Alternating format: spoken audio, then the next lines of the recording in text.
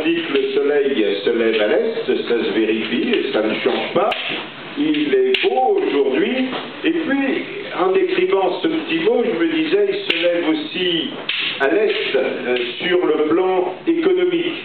Et il se lève à l'est pour la Serle sur le plan économique, puisqu'aujourd'hui, nous inaugurons cette première partie d'Everest, mais nous avons une longue histoire dans l'Est lyonnais, la Serre, avec le parc technologique de Porte des Alpes, avec la ZAC des Gaules et aujourd'hui donc Everest. Et ici, bien sûr, il y a toutes les grandes infrastructures, la 46, la proximité de Eurexpo, la proximité de Saint-Exupéry, de Bron, donc un endroit particulièrement propice au développement d'opérations à caractère économique.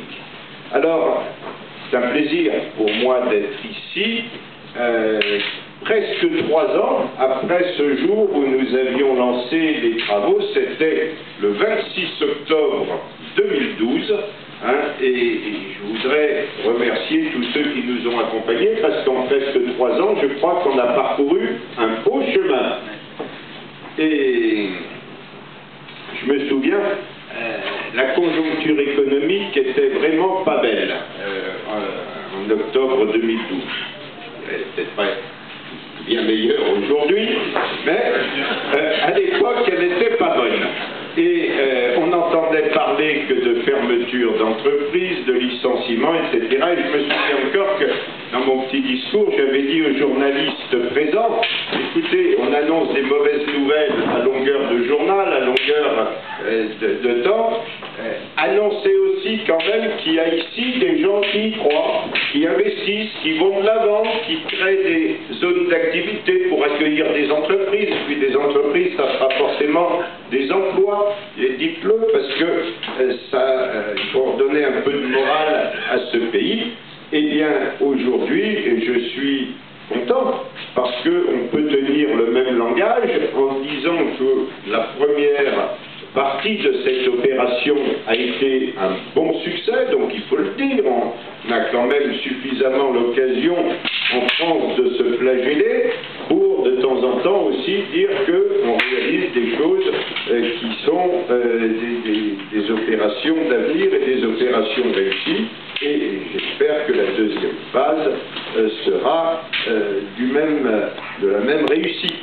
Alors, vous aviez confié Communauté de communes de l'Est lyonnais en 2008 la mission d'aménageur sur Everest Pass, donc 44 hectares au groupe Serle, et ici on avait une mission complète, suivi opérationnel des études et des travaux, aménagement des espaces et des voiries, commercialisation des lots et promotion du site. Je voudrais bien sûr remercier tous les personnels de la Serle qui ont participé à cette opération. Je ne les citerai pas tous, mais notre directeur général, Éric Brassard, qui malheureusement aujourd'hui ne peut être avec nous, le directeur général adjoint, Yves Molina, le chef de projet, Sébastien Dongui, et puis le commercialisateur, Marc Bouillon, qui est là aussi, que je n'ai pas vu, mais voilà, je sais qu'il est là parce que je l'ai vu sur le parking. Voilà, et nous avons mis tout en œuvre pour que cette opération soit un succès, et un succès durable, grâce à notre savoir-faire opérationnel tout d'abord. Vous savez que Everest se développe de manière moderne et innovante, et tout est pensé pour proposer aux entreprises et à leurs salariés un cadre de travail agréable et attractif.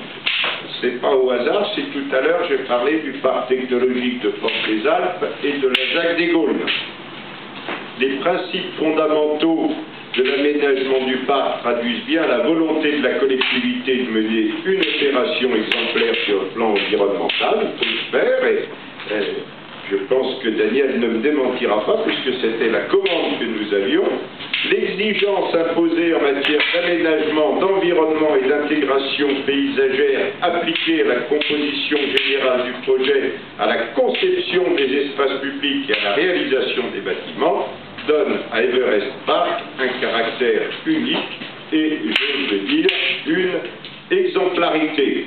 Les aménagements du site comme les bâtiments répondent à une qualité esthétique et environnementale, et vous le savez, vous qui avez travaillé ici, ou qui, pour certains, allez vous y installer, que des prescriptions détaillées ont été imposées aux entreprises, volonté d'intégration des bâtiments dans le paysage, respect des performances environnementales. Alors, je passerai rapidement sur des espaces paysagers en rapport avec l'eau, qui sont assez originaux, la prairie fleurie, mêle centrale paysager, le canal en eau pour la gestion des eaux pluviales, la roselière, dispositif de noues végétalisées et d'arbres d'alignement en périphérie.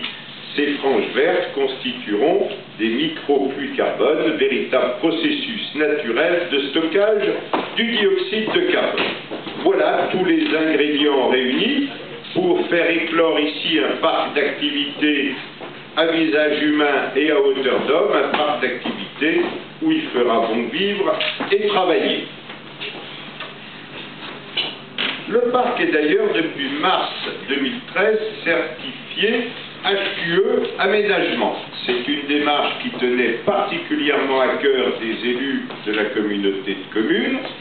HQE Aménagement est une démarche délivrée par Certivea pour la réalisation d'opérations d'aménagement durable.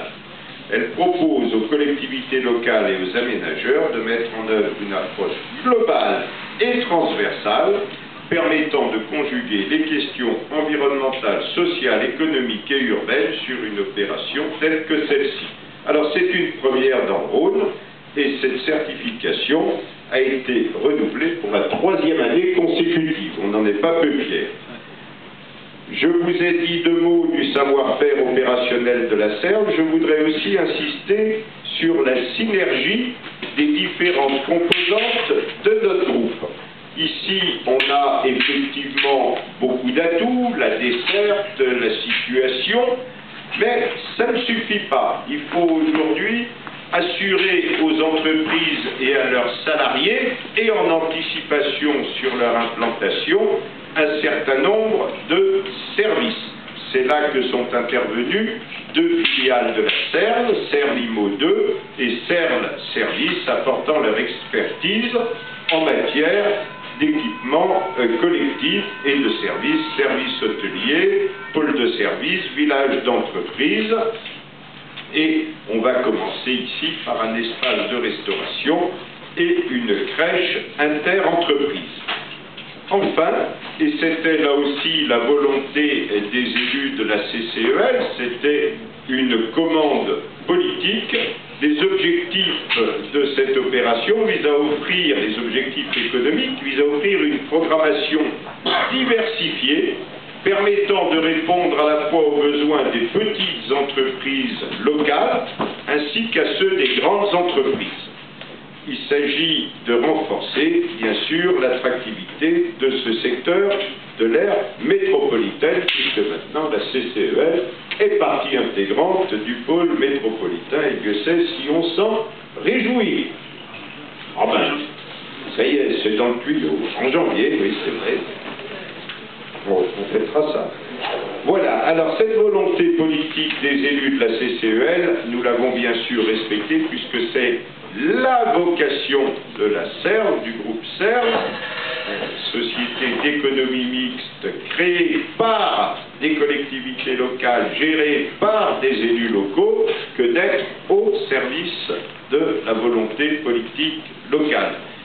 Et cette diversité des offres dont je parlais à l'instant a montré toute sa pertinence. Alors je salue les premières entreprises qui se sont installées ici, INEO, GPI, Sofialex, Kayser, et puis en complément de l'offre foncière, les locaux tertiaires ou mixtes Everland, développés par Icadre Promotion. Voilà, je voudrais conclure en disant que ce projet, pour nous, nous semble une réussite sur le plan du projet urbain et paysager, une réussite au regard de la qualité des enseignes déjà implantées et de celles qui vont venir et pour lesquelles des négociations sont déjà engagées, une réussite eu égard aux multiples partenaires de l'opération qui ont cru au projet, une réussite donc commerciale et au final une réussite sociale, compte tenu du potentiel d'emploi généré qui devrait tendre à terme vers les 2500 à 3000 emplois. L'aménagement du territoire n'est pas un exercice aisé. Les processus de maturation sont longs et directement impactés par la complexité des procédures. Comme j'ai coutume de le dire, le temps administratif et le temps économique sont malheureusement souvent assez déconnectés du temps réel. De plus, sur la durée, les contextes économiques sont fluctuants et les équilibres souvent mis sous tension. On a en plus quelquefois un certain nombre de surprises, comme par exemple ici, des surprises, bonnes surprises archéologiques.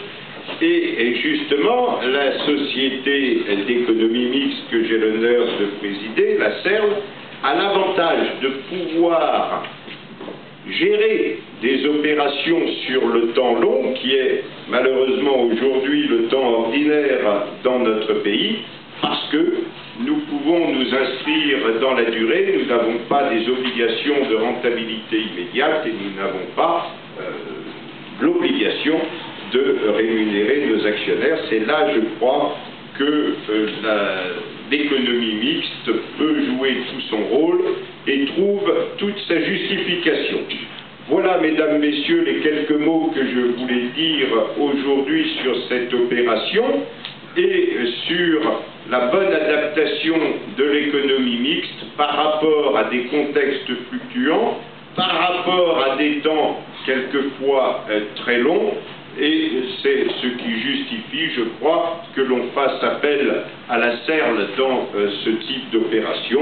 Et j'espère que si parmi vous il se trouve des gens qui ont des projets, ils auront parfaitement intégré mon message et que notre directeur général adjoint Yves Molina, qui est face à moi, se tient bien sûr à disposition pour prendre dans les semaines qui viennent tous les rendez-vous que vous souhaiteriez. Merci à vous tous.